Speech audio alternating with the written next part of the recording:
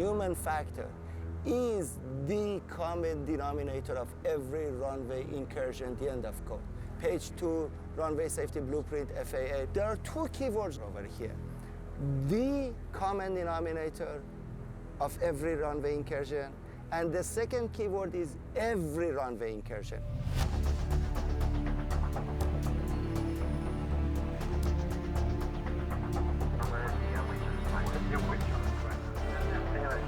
Air traffic controllers are responsible for 64 million domestic tower operations annually. 64 million. This is just one of them. And while the United States boasts the safest transportation system in the world, our goal is to raise the bar. Our mission is to make it safer. Advanced technology helps, but the real difference still comes down to people, pilots and controllers.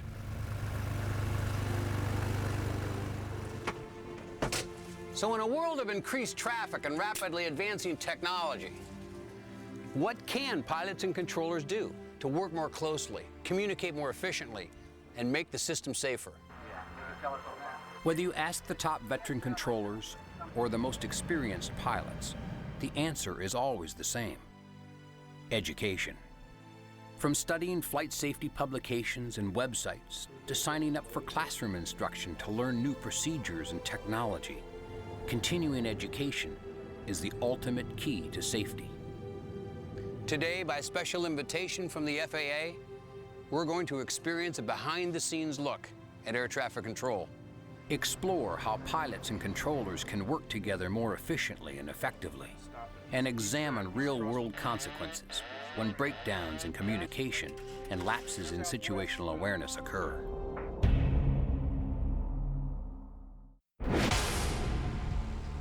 Ontario Tower, Decathlon 161 Sierra Alpha, 7 Southwest with Tango, request landing. Decathlon 161 Sierra Alpha, Ontario Tower, enter left downwind for runway 26 left. For pilots, the tower is an icon, Decathlon 161 Sierra the most Alpha, visible left symbol of air traffic control.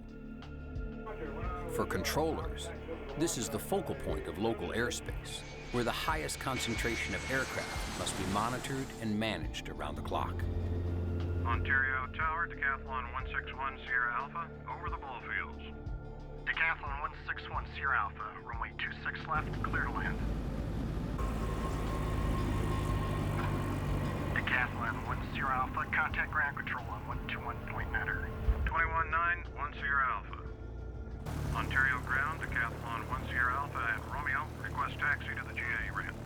Decathlon 1 Sierra Alpha, taxi to General Aviation via November, Uniform, Sierra, hold short runway 26 right at Uniform.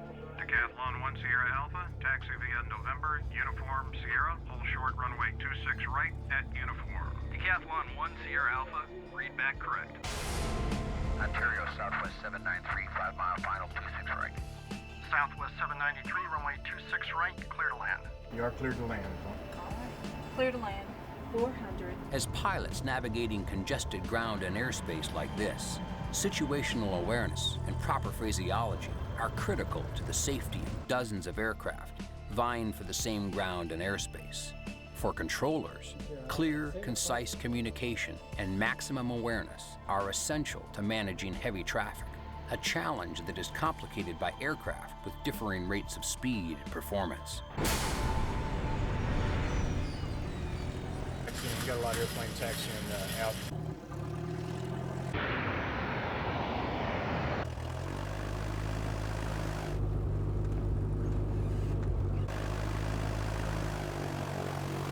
Okay, Beverly, he isn't stopping. Okay, he's on the runway. He's taxiing on the runway.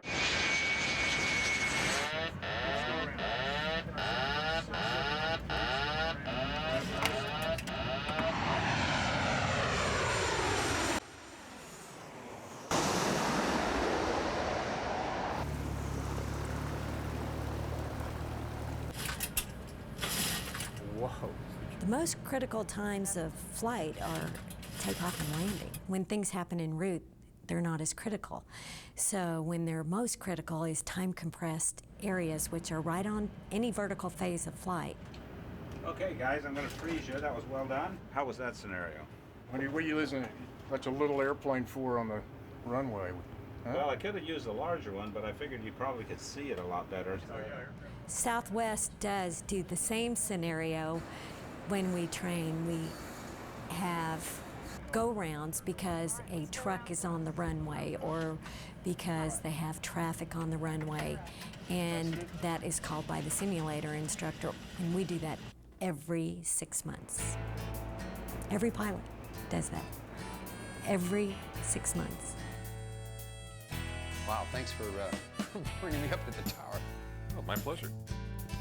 Air traffic control demands split-second timing and multitasking skills far beyond any other profession. The bottom line is not about profit and loss. The bottom line is life and death. What can pilots and controllers do in terminal operations to make things less stressful, more efficient, safer? That's easy. Education. They can educate themselves and other people.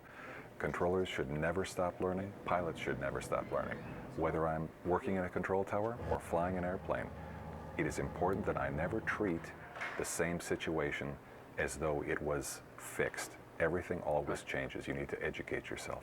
If you keep learning about what it is that you do and what other people do, you'll be far better off.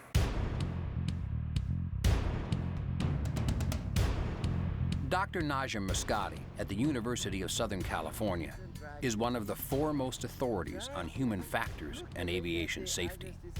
The major or biggest contributor to aviation safety is knowledge. Knowledge about human factors, the knowledge about human performance, the knowledge about fatigue, the knowledge about psychological factors in signal detection or noise and that. The only way that you can gain this knowledge is by educating yourself continuously. Where does this knowledge come from? Part of this knowledge is the technical knowledge, the expertise of flying aircraft, being able to read the chart, knowing your IFR, instrument landing, and that. The other important component of the knowledge is the knowledge that you will gain by knowing the whole system. The system, quite simply, is the tightly choreographed dance that transpires between pilots and controllers. And the system works. Most of the time, it works incredibly well. But we do experience lapses in awareness. There remain flaws in operations and breakdowns in communication. One such incident, Boston Logan International Airport, 9 June 2005, involving Aer Lingus on runway 15 right and US Air on runway 9.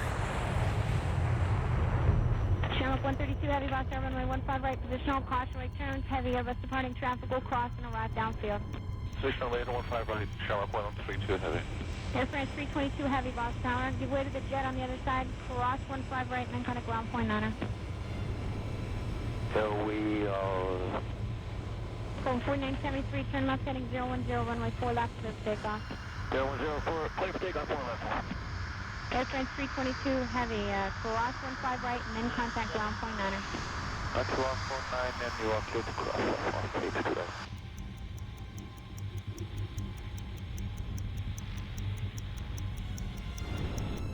USA 1170, runway 9er, position at home. No, USA 1170.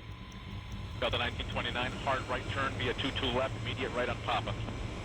Hard right turn, 22 left, right turn, Papa, Delta 1929. Yeah, American Heavy 1752, the ILS 4 left. 1752 Boston Tower, 4 right, clear to land, caution, right turn runs arriving DC 10 Heavy, wind 080 at 4. Good land, right, 52. Delta 1929, on Papa, hold short of Echo, you can shut down there. Hold short of Echo, we can shut down, 1929, negative. Delta 1929, my coordinator indicates that there may, and I emphasize may, because I've been yelled at many, many times today, be a release for LaGuardia. I don't want to get your hopes up, but just stay with me and we'll see what's going on. We can do that, sir. We'll keep our fingers crossed.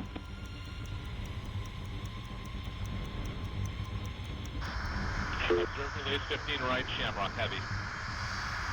Just to let you know, Shamrock 132 Heavy, I have that one crossing, and I have one arrival to the crossing runway. It will be American 757. You'll see him shortly. Be ready.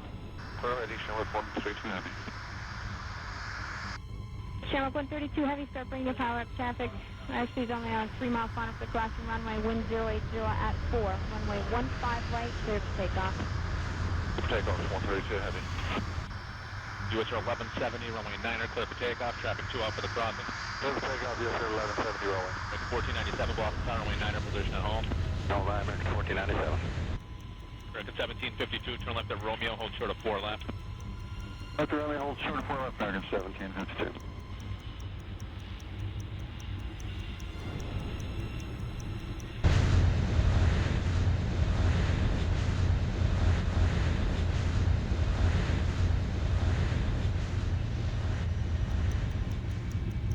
Delta 1929, you're good to go. Move up to and short of 4 right on Echo. Hold short of 4 right on Echo, Delta 1929, thank you. American 1497, 9er position at home. No, American 1497. American 1752, monitor 128.8, short of 4 left. American 1752, switch it. Ooh, whoa, whoa.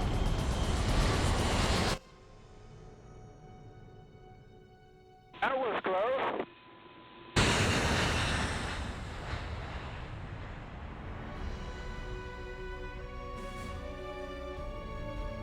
In this type of runway incursion, we are talking about 3 casts of characters: air traffic controller, aircraft A, aircraft B. Very simple.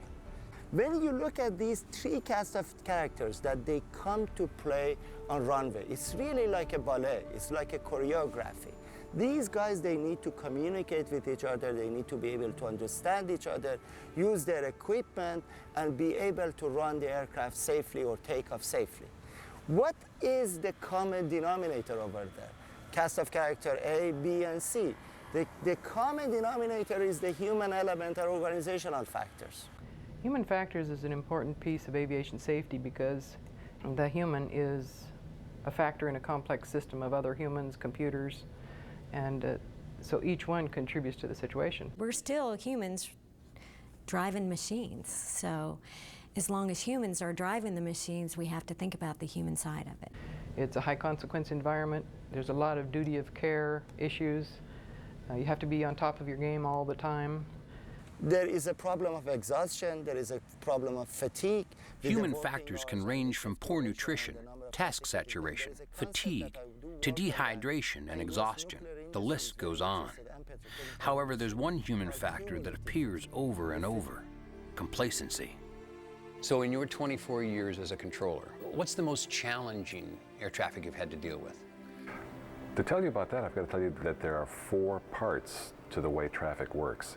One would be very easy. There would be no or one airplane. It's very difficult to have something go wrong if there's only one airplane. That's one. The next one would be where it's very busy. If it's busy but still within your capabilities, it becomes a thing of beauty. The airplanes are moving around, the words are coming out correctly, everything is good. You're stressed but not overstressed. Right. The next would be when they add a few more things, a few more tasks for the controller to do. When it's very busy. At that point, you run the risk of making an error, of forgetting to do something. But the real scary scenario is where it's just a little bit busy. You just have a few airplanes and you think you know what's going on. So you relax. That complacency is what'll kill you. Chicago O'Hare International Airport, 23 July 2006. The following operational error is a runway incursion involving Giant 6972, cleared to land on 14 right, and United 1015, cleared for takeoff on 27 left, intersecting runways. Hello, Tower, Giant 6972 Heavy, 9 DME, let's 14 right. Giant 6972 Heavy Air Tower, runway 14 right, clear to land, 1608, traffic will depart, head of your arrival. Clear to land, runway 14 right to Giant 6972. United 647, turn left, contact ground point 9er. Point 9, 647,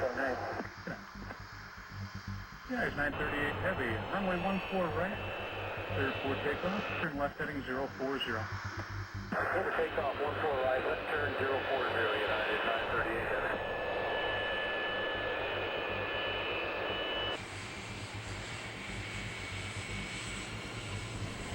United 1015, traffic lands departs crossing runway, runway 27 left, position and hold.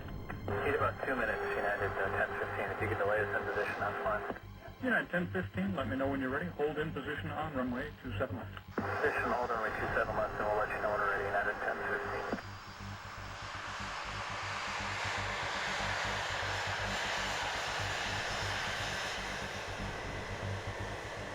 It can be very easy to become distracted and lose track of time when you're on a runway and not ready to go.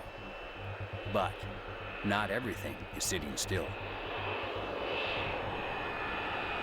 Giant 6972 has been covering about 3 miles a minute on approach. The controller is facing a myriad of distractions. And United 1015 is exposed on an active runway while focused inward on final preparations for takeoff. United 1015, we're ready on 27 left. United 1015, thank you. Fly runway heading, runway 27 left, clear for takeoff, wind 150 at 7. Runway heading to the takeoff, to the left, United 1015.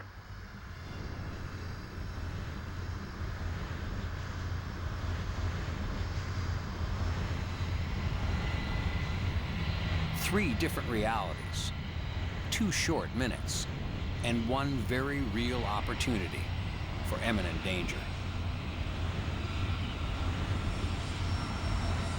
Skyway 6927, runway 27 left, taxi in position and hold, wind 150 at 7. Position hold 27 left, Skyway 6927.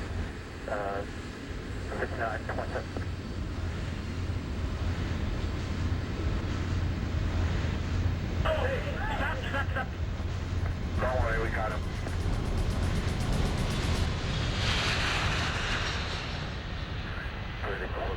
Why did Atlas not hold short? Because he didn't say anything like that. Oh. Don't worry about it. It may not be constructive to worry about it, but all of us, pilots and controllers, can learn a great deal from every operational error and pilot deviation. Well, he isn't stopping. Now more than ever, it's essential that flight crews and air traffic controllers come face to face and eye to eye on improving aviation safety. Ever increasing traffic is being managed with rapidly advancing technology. But at the end of the day, our safety hinges on education. These real-life events are usually a chain of errors.